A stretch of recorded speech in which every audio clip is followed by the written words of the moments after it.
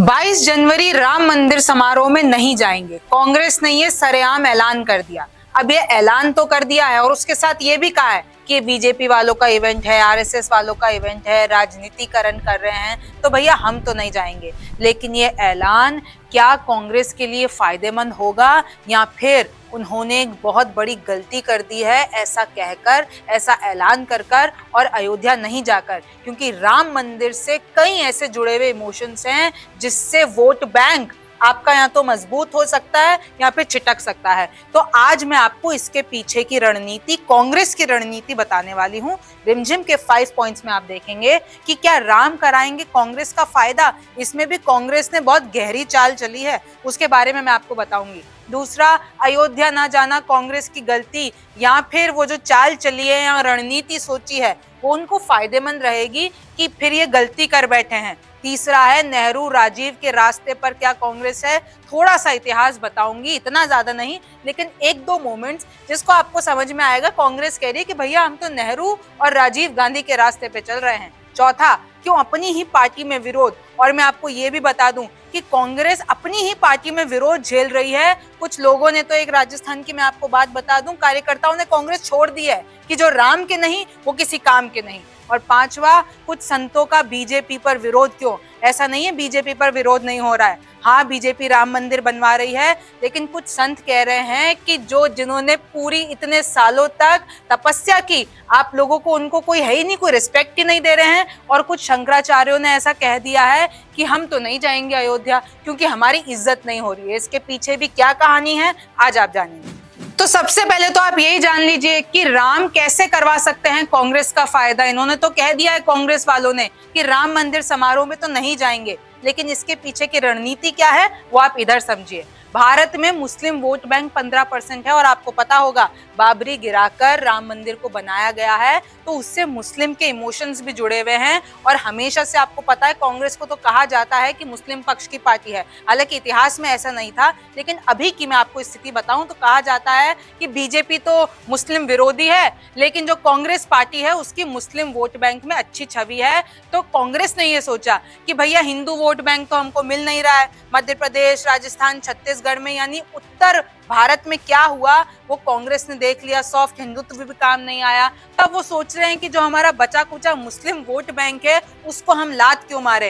ये जो 15% है, कम से कम उनको खुश करने के लिए अगर हम राम मंदिर ना जाना या राम मंदिर का न्योता ठुकरा देते हैं तो शायद हमको फायदा मिल जाए। अब आप दक्षिण में देख लीजिए, दक्षिण में बीजेपी से आगे कांग्रेस, आपको पता है दक्षिण में 2 राज्य अभी कांग्रेस जीत चुकी है, एक है तेलंगाना और एक है कर्नाटक। आंध्र प्रदेश में भी चुनाव होंगे, उसमें भी ऐसा लग रहा है कि बीजेपी का वहां पर खाता नहीं खुलेगा, लेकिन जो कांग्रेस है वो दक्षिण की राजनीति में अभी अपने सितारे चमका रही है, तो उनको लग रहा है। और आपको पता है वैसे भी दक्षिण भारत में तो आपने कई ऐसे बयान देखे होंगे जो कि हिंदुत्व के खिलाफ हैं। और अब कांग्रेस ये चाहती है कि अगर दक्षिण की राजनीति चमकानी है तो हमने ये बहुत ही सही स्टेप लिया है राम मंदिर का न्योता ठुकरा के, तो अब दक्षिण में हम अपनी और ज्यादा पैठ जमा लेंगे और बीजेपी तो वहां पर अभी ना के बराबर है। अगला है कि उत्तर भारत में सॉफ्ट हिंदुत्व नहीं आया काम। ये मैं आपको पहले ही पॉइंट में बता चुकी हूँ कि राहुल गांधी, प्रियंका गांधी, कमलनाथ, इन्होंने सॉफ्ट हिंदुत्व की इतनी तैयारियां कर ली, इतने जगह चले गए, हिंदू मंदिरों में चले गए, लेकिन अभी तक जो है उनको जो नतीजा है वो इस चीज का नहीं मिल पाया है, क्योंकि मध्य प्रदेश, राजस्थान, छत्तीसगढ़ में क्या हुआ वो आपको पता है। तो जब सॉफ्ट हिंदुत्व काम नहीं आ रहा है तो इन्होंने सोचा कि चलो हम एक बयान जारी कर देते हैं जिसपे कहीं ना कहीं हमारा जो वामपंथी वोट है या मुस्लिम वोट बैंक है वो खराब ना हो। अब अगला आ जाइए, ये आप इधर आएंगे, नेहरू का सोमनाथ ना जाना वाम को साधना। अच्छा, फिर ये लोग ये भी कहते हैं कि आप याद कीजिए सन 1951 में जब नेहरू सोमनाथ मंदिर के उद्घाटन में नहीं गए थे। अच्छा, उस टाइम की स्थिति ये थी कि उस टाइम पे जो दबदबा था जनता का, वो वामपंथी लोग उस टाइम पे बहुत ज्यादा थे और नेहरू जी को उस टाइम पे वाम लोगों को, यानी ये जितने भी चरमपंथी लोग थे, उनको शांत करना था, तो इसलिए वो सोमनाथ मंदिर के उद्घाटन में नहीं गए थे। और इसी का ही नतीजा था जो 1951 के बाद 3 चुनावों में लगातार जीती थी कांग्रेस, लेकिन उस वक्त की स्थिति अलग थी। उस वक्त उनके पास बीजेपी जैसी जो आज है वो नहीं थी। उस वक्त हिंदुत्व इतना तेज नहीं था, तो इसलिए ही अब कांग्रेस को इससे सीखना चाहिए था। लेकिन वो तो ये कह रहे हैं कि जैसे नेहरू जी ने स्टेप लिया था वैसे ही हम स्टेप लेंगे। अच्छा, दूसरा पॉइंट ये भी है कि इंडिया गठबंधन के दलों का दिया साथ। आपने देखा होगा कि कैसे अखिलेश तो पहले बोलते रहे न्योता नहीं मिला, न्योता नहीं मिला, जब मिल गया तो कह रहे हैं कि किसी ऐरे गहरे किसी अजनबी से मैं न्योता नहीं लूंगा। ममता बनर्जी तो कह ही चुकी है कि ये सब बीजेपी की नौटंकी है, तो मैं तो नहीं जा रही हूँ। तो ऐसे ही कांग्रेस ने ये सोचा कि जब इंडिया गठबंधन वाले ही नहीं जा रहे हैं और हम वैसे भी इंडिया गठबंधन का साथ दे रहे हैं, तो क्यों ना सर्वसम्मति से ये फैसला लिया जाए। कहीं ऐसा ना हो कि इंडिया वाले तो नहीं जा रहे हैं और हम वहां पर पहुंच जाए तो हमारे ये राजनीति में नुकसान ना हो जाए। तो कहीं ना कहीं इन फैक्टर्स को सोचते हुए कांग्रेस ने ये जो राम मंदिर समारोह का न्योता है वो ठुकरा दिया है। अब दूसरा पॉइंट ये आता है कि अयोध्या ना जाना कांग्रेस की गलती है। तो मैंने आपको बताई रणनीति पहले पॉइंट में कि कैसे उनको वोट बैंक में फायदा मिल सकता है, लेकिन ये भी आपको जान लेना चाहिए कि कैसे ये एक बड़ी गलती भी साबित हो सकती है। क्यों? क्योंकि अभी अगर आप देखेंगे राम मंदिर समारोह के इर्द गिर्द ये पूरा जो एजेंडा, ये पूरी राजनीति चल रही है, तो इसमें कांग्रेस भी ये कह रही है, दावा कर रही है कि भैया राजीव गांधी वो थे जिन्होंने राम मंदिर का ताला तोड़वाया था अपने वक्त में। चेन्नई में अपनी आखिरी प्रेस कॉन्फ्रेंस में कहा था कि राम मंदिर तो अयोध्या में ही बनेगा। दूरदर्शन पर रामायण का टेलीकास्ट करवाया था।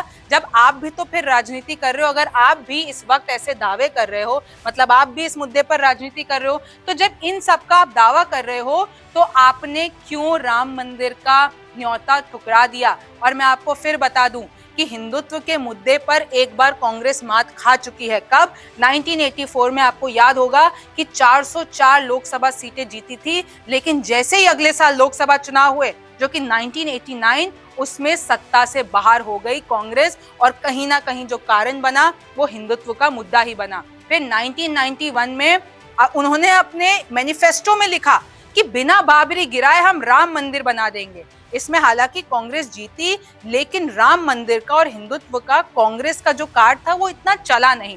कांग्रेस ने हिंदू वोट बैंक पाने का मौका गवा दिया और लोग कह रहे हैं, इनफैक्ट पॉलिटिकल एक्सपर्ट्स कह रहे हैं कि इस बार उनके पास मौका था।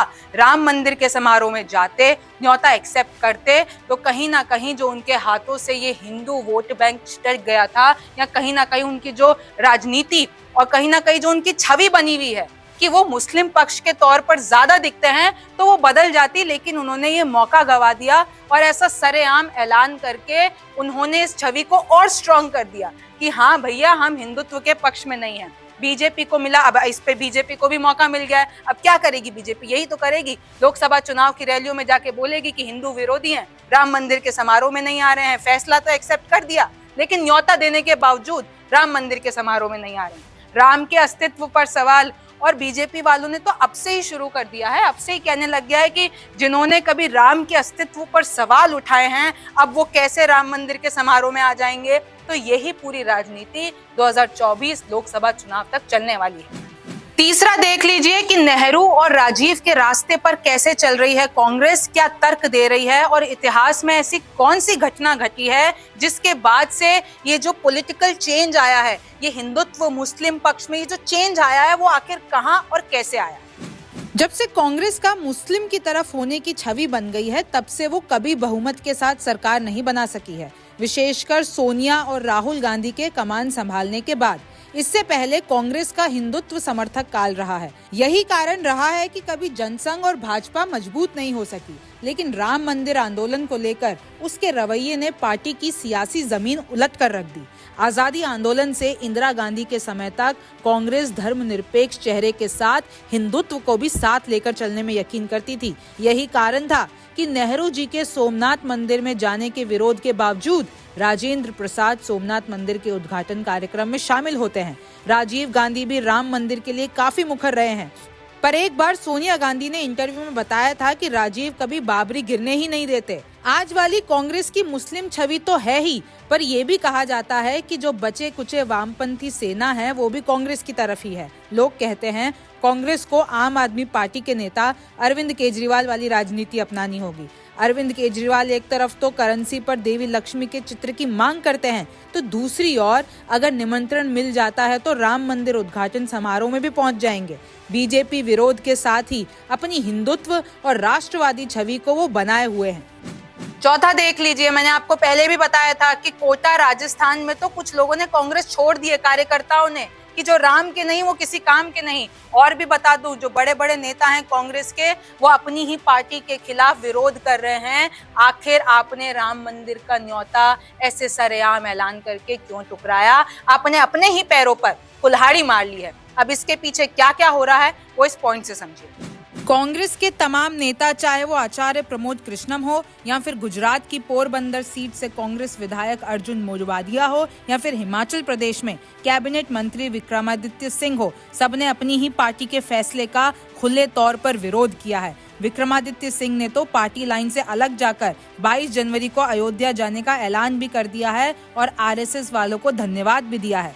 अयोध्या में राम मंदिर समारोह के निमंत्रण को भले ही कांग्रेस के नेताओं ने ठुकरा दिया हो, मगर कांग्रेस के वरिष्ठ नेता और मध्य प्रदेश के पूर्व मुख्यमंत्री कमलनाथ अन्य मौके पर अयोध्या जाने की बात कह चुके हैं। इतना ही नहीं, उनका परिवार छिंदवाड़ा में चल रहे श्री राम महोत्सव का हिस्सा बना है। इस पर भाजपा ने चुटकी ली और कहा कि कमलनाथ, आप विभीषण क्यों बन रहे हैं? कर्नाटक में राज्य की कांग्रेस सरकार सरकारी सहायता प्राप्त सभी मंदिरों में 22 जनवरी के दिन विशेष पूजन करवा रही है। अभी पिछले रविवार को ही कर्नाटक के deputy CM DK Shivakumar का कहना था कि उनकी पार्टी समारोह में जरूर शामिल होगी, पर उनकी बात को हाईकमान ने अनसुना कर दिया।